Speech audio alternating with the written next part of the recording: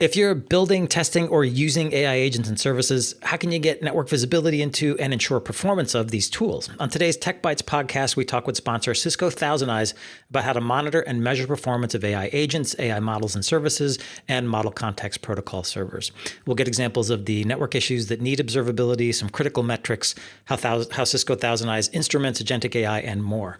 Our guest is Joe Dougherty, ThousandEyes Product Solutions Architect. Joe, welcome to the podcast. Can you start us off, just for folks who may not be familiar, give us a brief overview of Cisco ThousandEyes and what you do? Yeah, absolutely. And thanks, Drew, for having us here today. Cisco ThousandEyes is an assurance platform. So we provide end-to-end visibility from users like your customers or your workforce to applications, including those you build, deploy, and own, and those you don't, like SaaS or unified communications. And we do this across every network, including the enterprise network, internet, and cloud service provider networks. And so with that visibility and the measurements that we collect, we can help you to identify and remediate issues and outages, and ultimately to optimize those connected user experiences. All right, so today we're talking about visibility and assurance for AI agents, MCP servers, things like that. But I just want to level set on what Cisco ThousandEyes means by agentic AI and agentic operations and the network's role in all of this. Yeah, absolutely. You know, we're at the forefront of a new space here, so I think that's a good idea to set the context. Yeah. When I think about agents, effectively agents are LLMs or large language models that can call tools to perform actions or to achieve some goal. So you can have some model that's maybe running on a loop or invoked via some trigger, but there's effectively those two core components there. The large language models themselves for model inference, and then the way that they call tools. And there are different ways they call tools. If you're building an agent kind of from first principles, you can make your own bespoke method of invoking different tools. But what we're seeing is sort of a de facto standard rise is MCP, or the Model Context Protocol, for calling tools. There's already a number of first-party MCP servers out there. So Atlassian has one, GitHub has one, Slack, I believe, has announced the intent to release, if they haven't already, a public MCP server, so that folks can develop agents that interact with those services programmatically. So the model inference is really where we get the cognitive capabilities, the reasoning capabilities that enables these agents to understand instructions or otherwise synthesize information. And then MCP is the API for AI agents, basically that framework for providing specific context, whether from an internal or kind of enterprise data source or from third-party data sources. Okay, so essentially there's LLMs, they can call tools to achieve a function. Can you give kind of an example of what an agentic application or service might do? Yeah, absolutely. And they differ a bit from kind of what some of us have seen in years past with just the traditional chatbots or kind of rule-based chatbots. I'm sure many of us, whether dealing with maybe an airline or an online delivering system, we've placed some order or something, we need some help, and we get this chatbot, and it's able to, quote to us from some policy. Maybe we're requesting a refund. It says, here's the policy, and then here's how you can go request your refund. Here's a link to a web form or something like that. If we compare that to what we're seeing now with agents, where they have access to these other data sources and they can call out to other functions. So let's think about that kind of food delivery example. Whereas before I opened up a chat and it said, yep, here's our refund policy. Here's what you can go do about it. Now, maybe that agent has access to weather information or staffing information or other details about what's going on with your specific order. And so not only can it provide information about maybe why your order is running late, but it can apply automatically, let's say a 20% discount because, yep, the weather's bad today and we're understaffed and we're just going to take care of this for you. So opposed to going to just sort of a general information website about here's how to, request a return, it can be like, oh, I see you're in Chicago and there was a snowstorm, so the flight was delayed and your order is delayed, so here's a discount, kind of a thing. That's more context and actually being able to achieve something for me as opposed to pointing me towards something I, the end user, have to do. Exactly right. Yep. Okay. So I heard you mention APIs. Are these agents and servers using brand new protocols to communicate, or are we dealing with transports and protocols that network engineers are going to be familiar with generally?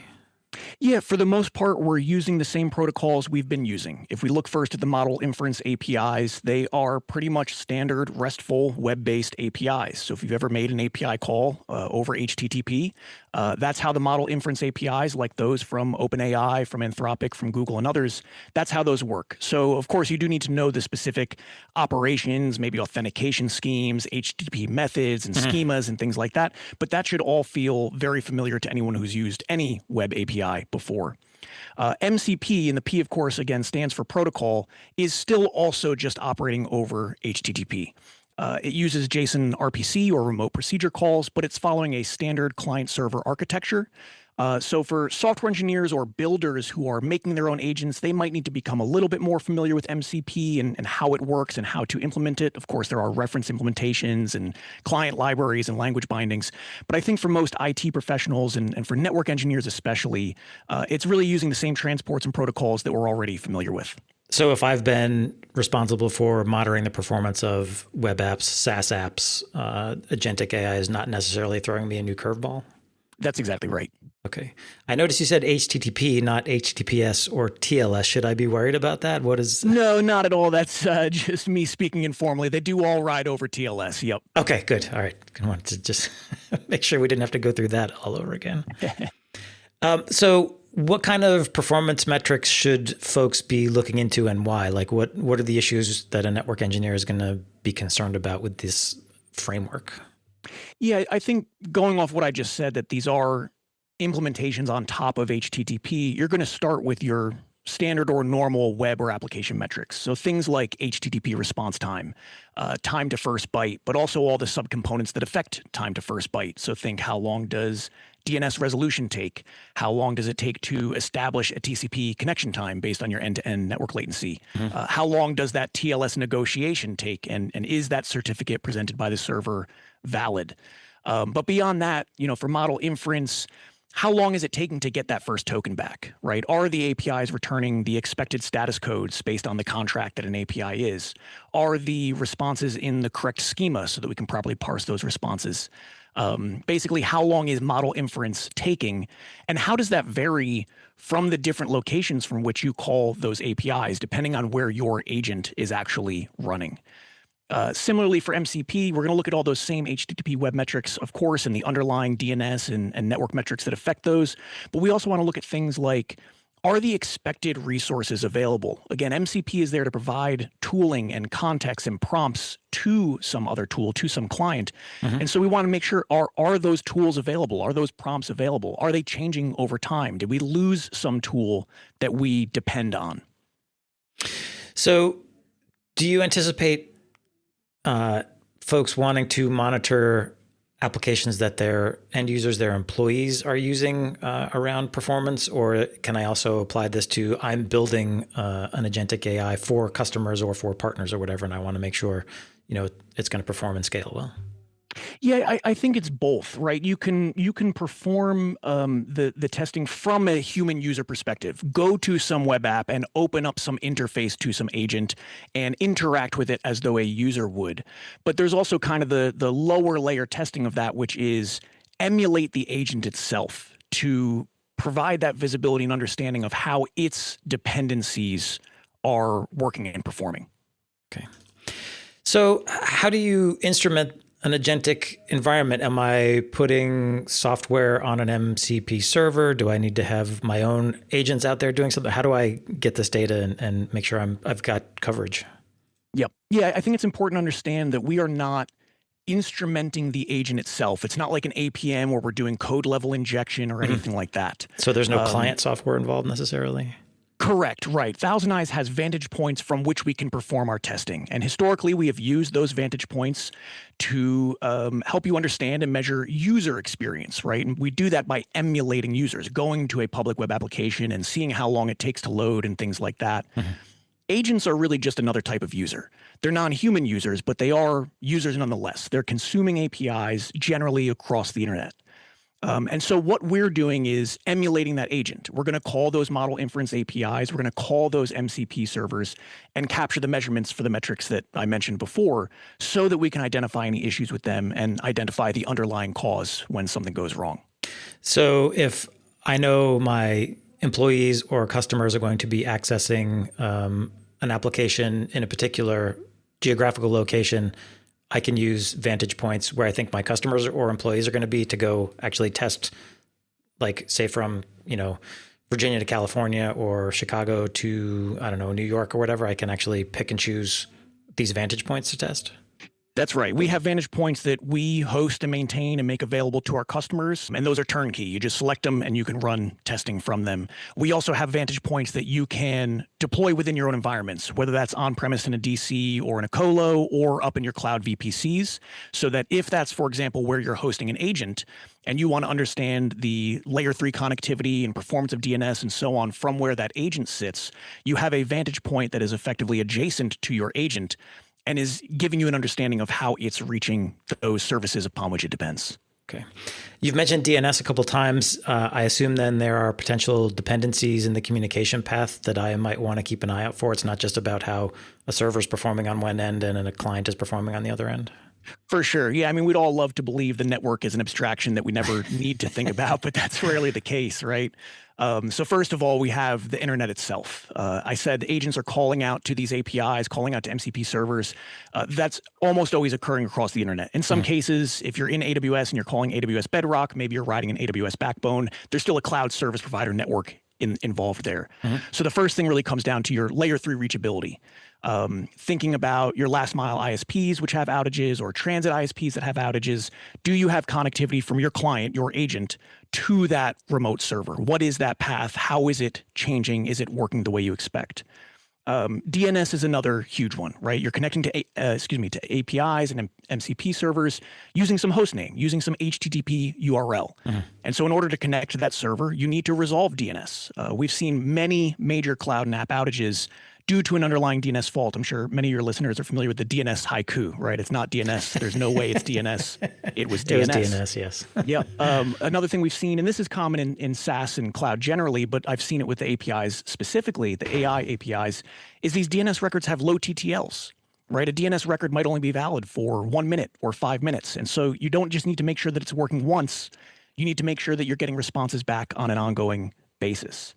And then even aside from DNS and the internet at large, you have, CDNs, content delivery networks, you have DDoS mitigation, you have other network transit providers. So a couple quick examples there.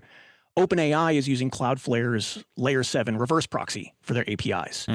So even if you're within AWS and that OpenAI inference is running on AWS, you're actually going to connect out to Cloudflare across the internet first and then back. So how is Cloudflare performing and operating, and what's that connectivity like? Anthropic also uses Cloudflare. They don't use a layer 7 reverse proxy. They're using network transit, where Anthropic has their own IP space. They have their own BGP-AS, but they advertise that through Cloudflare. So again, from layer 3, if you're connecting to api.anthropic.com, you're connecting through some third-party cloud provider that you don't own or control, neither does the AI provider themselves. And these things are changing all the time, right? DNS is changing, BGP peerings are changing. And so having visibility and an understanding of that connectivity really is core here. So how granular can I get in my understanding of where a potential slowdown or problem might be in the path from point A to point B? Yeah, so we can provide the visibility first at that kind of BGP view, or if your folks are familiar with like a looking glass router where you've connected via Telnet to some ISP and you look up BGP AS paths, we have BGP vantage points across the globe showing all sorts of BGP peerings. And again, those are changing pretty frequently. I don't know the last time the global internet routing table actually converged. So we can show AS path visualizations and show how those peerings change or how routes flap and things like that. But as far as the actual data plane goes, from my client to my server, we can show you that hop by hop path, every single node in the path. What is the provider? Where is it geographically located? And then use that to identify where packet loss is occurring or where excessive latency is occurring. So one thing you mentioned earlier in our conversation was a metric you're looking at, like time to first token. If I am a network engineer and I'm dealing with sounds like essentially the same kind of network primitives I'm used to, but I might want to ask new questions about these services. Does Cisco ThousandEyes have templates or workflows kind of help me make sure I'm looking at the right things when I'm dealing with agentic AI? Yeah, we wanted to make it easy for folks. And when it comes to, using and operationalizing ThousandEyes, really the first thing you want to do is set up your suite of testing, right? Setting up different tests from those vantage points we mentioned to the targets upon which your apps, services, agents are dependent. And so we have test templates for the major model inference providers. So for OpenAI, for Anthropic Claude, for Google Gemini, for AWS Bedrock, and for Azure AI Foundry. And what that means is instead of you having to go in one by one and manually creating all these different tests and making sure you have the advanced settings tuned the right way and making sure that you already know exactly how the APIs work, and I said before, the different methods, the different auth schemes and things like that, you can provide us a minimal amount of information. Effectively, what model do you want to test? What prompt do you want to use to invoke that model? And we'll deploy the suite of tests for assuring that specific model inference provider. Similarly for MCP, as opposed to you having to go out and understand all of the details of MCP and how to call different tools or enumerate tools or prompts, we have a test template where you can provide us, the server or URL of that MCP server and your authorization token. And then we will go out and call that server, list the tools, list the prompts and other resources, and make sure that's returning what we expect it to. Okay. So I think we've sort of covered, but I just want to make sure I'm asking it directly. Is agentic AI and MCP and all of this, is this a new network engineer skill set, or is it just sort of another thing that I'm doing with the network using constructs I'm familiar with? Yeah, again, I think it's mostly the same. We're still using HTTP encapsulated in TLS inside of TCP over IP. We're still using DNS. We're still riding over the internet using our BGP peerings.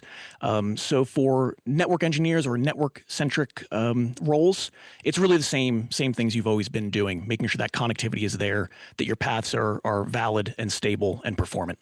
Okay, so if the business comes down with a new project around agentic AI, the network engineering folks could be like, we're ready, we know what we need to do. Yep, absolutely. Awesome. All right, well, that does wrap up our time. Thank you, Joe, for being here with us, and thanks to ThousandEyes for being a sponsor. If you are interested in finding out more, you can subscribe to the ThousandEyes blog. It's at thousandeyes.com/blog. You can also follow them on X at ThousandEyes or on LinkedIn. They're also publishing lots of research and analysis about outages and so on, so lots of good stuff on the blogs. That's all at thousandeyes.com/blog.